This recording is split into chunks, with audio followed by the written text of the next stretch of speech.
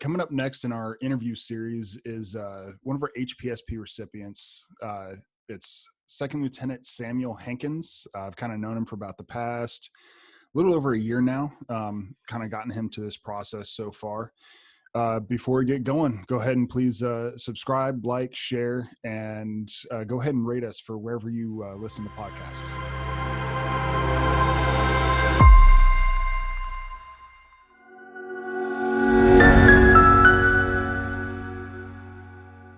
All right. Hey, Sam, how's it going? It's going pretty well. How about you? Good.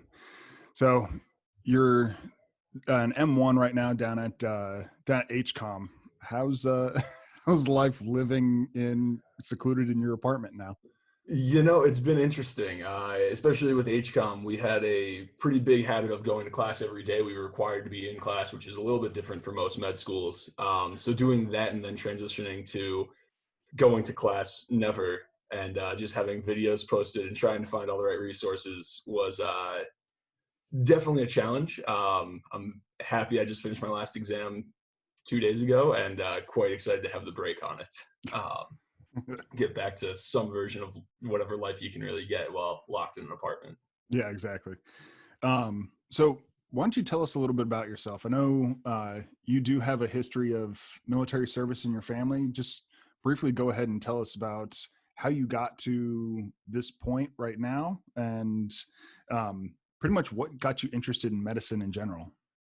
All right, yeah, so I'll start off, I guess I'll start with medicine in general just because it's earlier in life. And I kind of half jokingly, half seriously tell people my first real interest in medicine was I grew up watching the TV show Scrubs, if you're familiar with it at all. And it's this ridiculous way to get interested in medicine. But I remember, like, even when I'd hear them talk about it, I just sounded cool.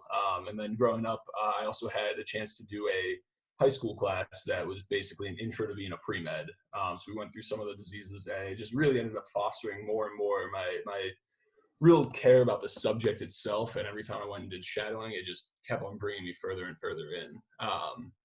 So that's how I ended up finding medicine. As far as the Army side, you are right. My dad was a West Point graduate. He did 20 years in the Army as an engineer. And all through life, everyone that I knew as uncle and aunt, they were all military family members. I grew up hearing stories about their service time all throughout my early childhood. So it was definitely something I looked into for a lot of years. The big reason I ended up looking at West Point at one point when I was looking for colleges. The big reason I didn't try harder to go there was simply I didn't know how that worked with the medical side. Had I known what I know now, it might have actually even been different. But I went to Miami, and then as I got towards my senior year there, I had another recruiter come in and tell us about the HPSP program a little bit. In my pre-med fraternity, a previous USHIS grad came in and talked to us a little bit about his time in the Air Force with it, and it really got me excited to kind of look at that again. And so, yeah, came back to Northeast Ohio and got set up with the Akron group, and it's all kind of history from there. Now, I know you took a little bit of a break from Miami. What did you do in that meantime? Yeah, so I did a 2 years of gap year. So I went back and I did my EMS certification. So I got trained as a basic EMT first. I got my fire certification, and then I went back to Akron General and did my paramedic certification as well. So I was working EMS. Still continuing to work on the medical field, trying to do a little bit of shadowing here and there. Really just trying to build up not only my application for medical school, but kind of make plans of what can be a very useful time, or what can be the most efficient use of that time. Something that's going to really prepare me to go and stand out once I get into medical school. Have you noticed, like with people in med school right now, have most of them taken gap years, or is that kind of a rare thing? Like what percentage about would you say? Percentage, I would say, I'm not sure exactly what percentage would be the correct, but I'd say more than not have probably taken at least one gap year. It really just depends on who you're talking to, but most of the people I know have gone off and they either were working as a nurse's aide. A lot of them went off and did master's programs. So we have a ton of people with masters in probably anatomy or in some sort of biomedical science. And then you do have a lot of people that they got in right after undergrad and said, that's good enough for me. I'm not going to spend the time if I don't need to, and let's go and get this going. So probably a little bit more take a gap year than not, but it really just depends on who you are. I think our oldest student is in his mid to late 30s. So you really get a full range. Oh, wow. Yeah, I know, just being on the recruiting side, I do actually run into a lot of people taking gap years. And one thing they do ask is taking gap year beneficial? Is it not? And normally my recommendation, it's like, if you take a gap year, don't just sit at home. Do something with it. I know uh, you went through the EMS route and the paramedic route. And I know people, like you said, have gone into master's programs, whether it's in like health informatics or if it's in just something else health related. And we see a lot more people getting picked up that way. Um, Yeah. Now, you said that the first time that you ever heard about HPSP was through one of the recruiters coming into your pre-med fraternity. Um, was there any other time that you heard about it? Because I know a lot of people ask us, like, why don't more people apply for this? And it's like, well, the hardest thing is getting people to actually come in, sit down, and just listen. Yeah. I think the first time, it was at a medical school recruiting event at Miami where it happened to have an Army spot set up, and I said, "Oh, interesting. I wonder what's going on with that." And there I got the very, very quick rundown of kind of the very basics of what HPSP is. Hey, you're going to be a lieutenant in the Army. We'll pay for medical school. You have X amount that comes in with you, and then you go off and you do your residencies. Very basic rundown. And then it was the USHS grad that came in to really push for the military side. He said he really liked kind of all the same things I heard from my parents all growing up, the kind of the camaraderie, kind of doing that very personal leadership development. He said that really helped him. He ended up going and really liking the management side and going off. And now I believe he's a higher up at one of the VAs down in the South. So that was where I really kind of heard about it. But I think it is true. Yeah, a lot of people really don't know what the program is until much later. And I don't know if it's because your target audience for at least the medical school side has already gone through undergrad. Most of them already have that, and then who knows what they've been hearing about from the military medicine side. In my experience, even while I was going through the recruitment, depending on who you talk to, you heard all kinds of junk every now and then because people just don't understand what it is. So I think there's a lot of challenges going in there that it is a little bit difficult where you really want to get someone that has been through the exact experience before and make sure you're not listening to people that just don't know what they're talking about, to be honest, because it can be very, very frustrating there. Now, you did mention UShoes. Did you ever apply to the UShoes program, or why not? I did apply while I was doing my medical school applications, in part because by the time I got in, I was applying to a lot of medical schools. There wasn't a whole lot. As far as USHS goes, had I gotten in there, I would have probably taken a very hard look at it. But I didn't have the opportunity for that particular school. Okay. Yeah. I know it is very, very difficult to get into. There's a Yeah. very low pickup rate. Yeah. And I mean, I'm very happy where I've ended up as well. I think it might have ended up being something not dissimilar to when I was going and looking at undergrads between West Point and Miami. Having that little bit of outside space where it's not fully surrounding you while you have the chance isn't a terrible thing either. So if you're not sure how to go, I know for me, OU's been really great because I have about 5 guys that are all military, and we get together all the time. We kind of get to talk about all those things. But then you do get to kind of take that step back and see the civilian side as well, which is great because in the long run, that's probably where a lot of us are still going to end up practicing, 10, 20, 30 years down the road. So kind of having that surrounding you early on isn't a bad thing either. Yeah. Because I mean, even if you don't decide to make it a full career, you come in, you do your service time, and you get out, you're still a doctor. Like, you still have Exactly. a full career to go. Exactly. And the nice part there is, yeah, you are making some of those connections very early on. We're now 30 years down the road, even I can go, oh yeah, no, I remember so-and-so, they went to OU with me and they remember me from that time. And it's just that little connection. Not to say, I mean, USHS has all kinds of other benefits of its own as well, but if you are someone that wasn't sure, you were really looking for USHIS, and after the end, you end up looking at another medical school. There's great things about that too. And so when you mention USHIS, so USHIS is, for those who don't know, it is the military's health services university. So it is the military, so it's Army, Air Force, and Navy, and it's our medical school. So how that differs from HPSP, the HPSP program is a scholarship instead. So you kind of pick your own school, and the Army just pays for it. So with that, have you had to take any student loans out for med school so far? I have not.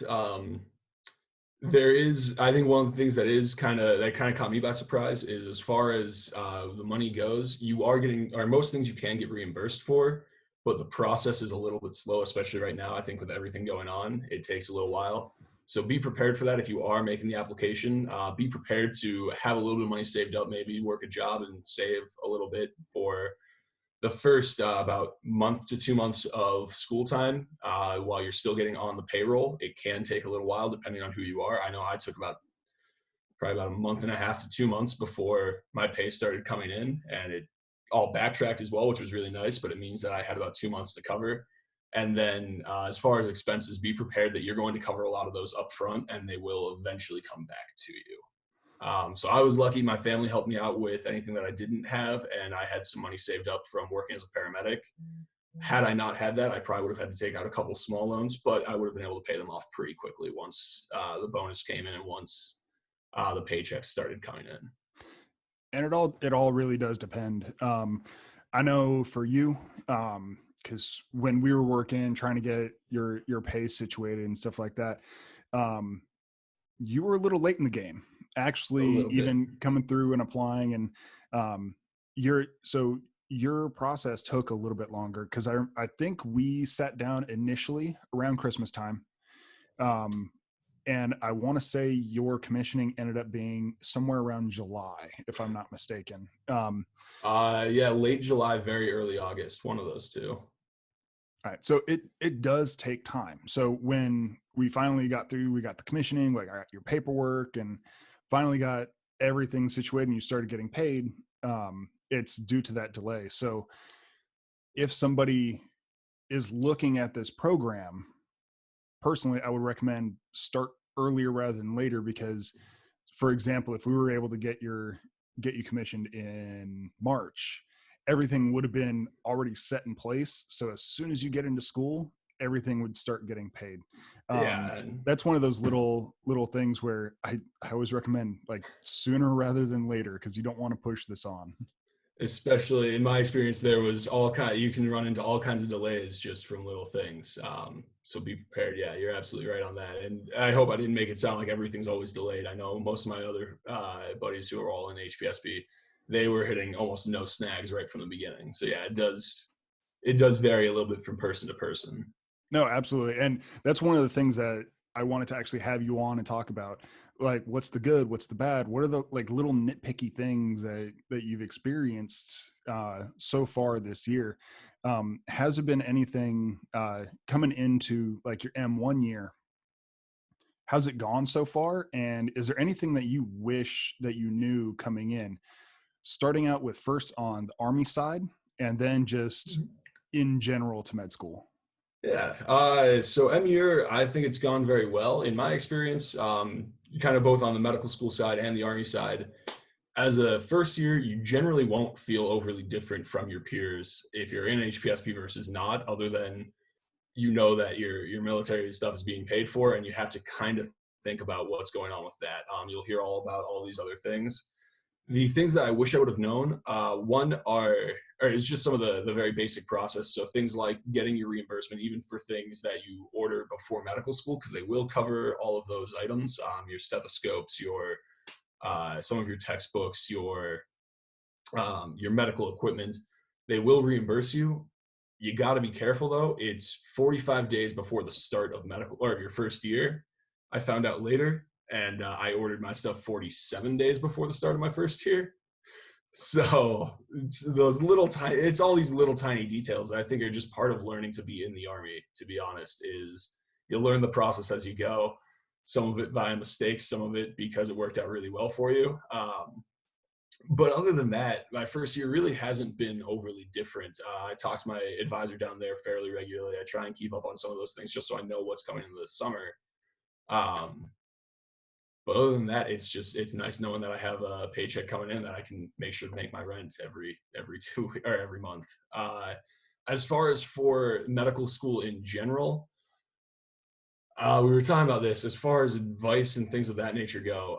One, just make sure you're putting yourself out there. I think, especially if you're looking at this and you're looking at HPSP, you probably have some decent interpersonal skills. At least in my experience, everyone that I've known that's gone through the scholarship is pretty good at going out and finding what they're trying to do, going out and making that initiative and trying to talk to people. That's been at least my experience with it. But make sure you're doing that. Something as simple as just reaching out to everyone. If you start like a big group me in right before classes, getting those connections is huge because that's going to be your study groups. That's going to be the people that can kind of keep an eye out for you as the workload really starts to pile up. And then the other one is just figuring out what works best for you. So for me, it was using outside resources. You have a chance to look into a couple of these different things, and they don't sponsor anyone as far as I know, but Sketchy or Boards and Beyond are two of the resources I found really useful. A lot of people use like the first aid books. Using those kinds of resources is just huge for medical students. Some people really like flashcards, and it's gonna be a bit of a stumbling block until you find that, and be ready for it as well. Most of us were coming in thinking anything shy of an A- was basically failing, and it'll be a stumbling block. I watched some people really struggle as they came into medical school and started realizing everyone here was an A- or above student for the most part, and so now that's an average student, and you get ready for that part as well. Yeah. So you mentioned a few different tools there. What's been the single most effective tool that you've come across, as far as just helping you study, helping keeping yourself organized? Like, is there anything that pretty much if you didn't have, you would not be successful there? So for me, it kind of depends on where you're talking. So like pharmacology is a spot that I struggle with. It's a lot of memorization. There's so many drugs and there's so much that goes into it. So for me, that one was definitely a product called Sketchy, where the nice part is they draw a picture. Like if you're a visual learner and you like learning with a story, it's great for that. It draws a picture and each character represents potentially a different drug or a different receptor. And that's a great one. But it really depends on where you're talking. For basic sciences or basic medicine, Boards and Beyond has been really good. But probably my biggest tool is actually our second years put on review sessions and put on study sessions. And I think that's my best piece of advice is use the students that have already gone ahead of you, because they're going to be huge in giving you mnemonics. They're going to be able to be putting you onto all of these resources and tell you what worked for them. And to be honest, if it wasn't for the second years, that would have probably been my real struggle through medical school was had they not been putting on those review sessions and kind of pushing me towards all of those other resources to kind of teach me how to find all this information myself. Speaking of mnemonics, I'm not going to ask you for the cranial nerve one. You can go ahead and ask somebody else. So there's a But few good ones. but as far as the those tools, what I can do is I'm actually going to go ahead and link them up here. But it's Sketchy and Boards and Beyond. So it'll be up here. It'll be in the description. So if you are looking for those, you can find that link. Yep. Other than that, so with what's going on right now with the coronavirus and especially with the military on a stop movement, we were kind of, I know I spoke with you last week and we're kind of wondering, it's like, hey, what's going on with your what we call the direct commissioning course, which is kind of your basic training. You don't go through normal basic training like every other soldier. And also your basic officer leaders course. So I know you got some more information on that. So what have you found out? So for me, the only difference that they've so far given me is that my in our on base time has shortened by 1 day. So I'm still going at the end of summer down to Fort Sill. I'm still, as far as I know, everything else is the same there. I know something that didn't affect me but could affect others is they've also canceled that for anyone that has prior service. So if you were already in and then you went through the HPSP program, with coronavirus, from what I've seen at least, it looks like they are no longer required to go to GCC this summer, trying to kind of narrow down how many people are going to be there. But outside of my experience, I know a lot of my friends who were in the Air Force, their dates got changed. They actually ended up with their dates getting moved up. So they are leaving mid this month or mid May, I believe, and doing their month there. So basically, it's come down to kind of really learning to be flexible and be ready to kind of work with these details, which I think is the general kind of lesson of this COVID-19 outbreak and the world as we are living in it currently. It's be ready to adapt. It's gonna change. You're gonna have to be a little bit flexible, and you're gonna have to make some plans based around that. So what are you doing up until then? So I'm personally looking to go back and try and work with the EMS agency down in Athens around HCOM. That's what I'm hoping to do. I think it would give me, for me, it was basically, I found it would give me the best chance to really keep a lot of those clinical skills up to date, see patients. I can try and work on my own differential diagnoses that will be even better than when I was a paramedic beforehand. Other than that, I'm just trying to do workouts, get myself ready for DCC, start working on my sleep schedule again, because COVID has pretty well destroyed that. And I don't think they will be happy if I try and sleep till 1 p.m. at Fort Sill. That will probably get me in some trouble. Yeah, just a little bit. Just tiny amounts. So that's what I'm finding. And I mean, it's a little bit easier to say I'm going to do that right now just because the travel bans are going on. Before the COVID-19 outbreak, I was going to take half the summer and try and travel, go see some family, and really get to relax a little bit after a full M1 year. And I think that's another really important point for anyone that's looking at this is try and take a little bit of time to get some relaxed time as well. Get to do that trip that you always wanted to do or something. It'll be huge when you go in. Awesome. Sounds good. I think we're going to go ahead and wrap this up. Is there anything else that you want to kind of put out there for anybody that's watching this? I do have a little bit of a surprise after this, but go ahead. All right. Yeah, I guess final kind of wrap up thoughts are, yeah, if you're looking at the HPSP, make sure you're talking to people. I'm sure your recruiter can put you on to, there's Facebook groups that are all people in the program itself and military doctors. That's going to be your best sources of information. You're obviously doing a pretty good job. You're listening to a podcast about the program from people that actually know. So you're doing a good job of finding the right sources. Make sure you're doing that. And yeah, I can't talk highly enough of it. I'm working with the SAMOPS, the military osteopathic club down in Athens, and we all have nothing but good experiences. So I think you guys are on the right path as far as that goes. Be ready. Med school is hard. Shocker. But be ready to make changes, but having that little bit extra where you're not worried about the $300,000 worth of debt that you're going into is a nice little bonus, and the opportunities that you're given are huge if you're willing to go out and find them. So that's kind of my last pieces of advice. Good luck to anyone listening to this. Go to OU and come hang out with me. Actually, I have another person that's applying for HPSP. So if they do get picked, and that's one of the benefits of having these connections and maintaining the connections with prior applicants and HPSP students is it now, if I have anybody that is going to HCOM, I'm going to put them in contact with you. So that way, where you said that your best reference was those M2s, you're going to be that M2, that M3 that the new students can actually rely on, and you can actually guide them through the process. If you end up going to a school that doesn't have such a large community, there's a good chance that there is an HPSP advisor that's sitting there. And I know when I was working with Sam, getting the rest of his paperwork and everything finished up, that advisor actually was really helpful, not only to him, but to me as well. Just trying to facilitate getting signatures, getting paperwork filled out. It was really beneficial to both of us. But one of the kind of things that I want to go through right now, so we have just a deck of random questions. So be prepared. He only knows about one of these, and I wanted to include that. But what is something that you like that most people don't? Ooh, I like that most people don't. Let's see here. I've been informed not everyone likes to put fair amounts of sriracha on their really basic, terrible sandwiches, as I've had my family kind of call me out on that recently.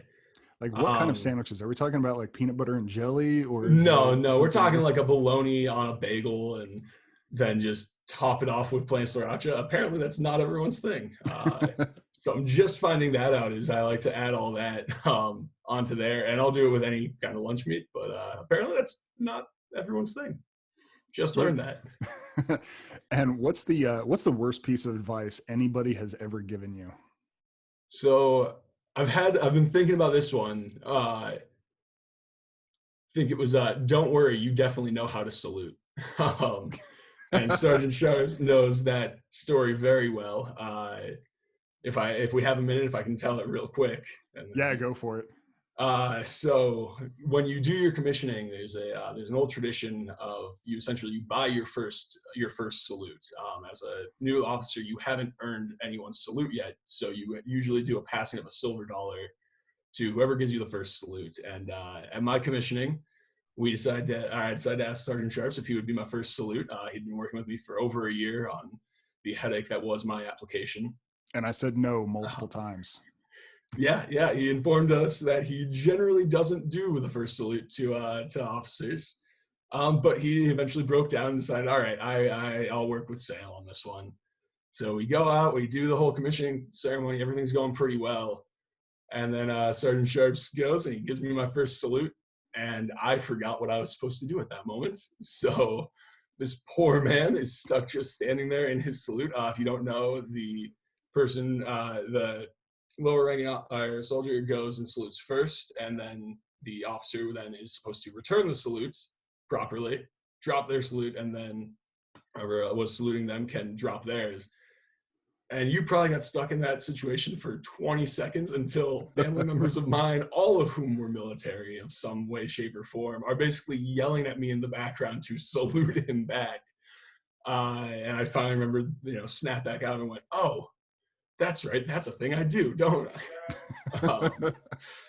So yeah, I was talking to my dad and my uncle, both of them, higher ranking officers later, and they were like, "Yeah, we really thought about making sure you knew what you were doing," and I thought, "No, there's no way he doesn't know." So that one was one of my more embarrassing moments in quite a while. Awesome, perfect. So, hey, I want to thank you again for taking the time and coming to talk with me today. Um, Anybody out there, if you're at HCOM, if you're wondering, um, Samuel Hankins is out there. I'm sure you can figure out where to find him. Um, if you're looking at the HPSP program, by all means, give me a call, shoot me a DM, or leave me a message here. I can walk you through the process. I can let you know the ins and outs of everything, and I can even put you in contact with somebody who's actually done it. And so that way, if you have any questions, I could easily either put you in contact or pass them off to him. But thank you very much, Sam. Do you have any parting words for anybody? Just good luck, guys. It's really all it comes down to at this point. Stay safe. Awesome. Thank you. Yep. Thank you.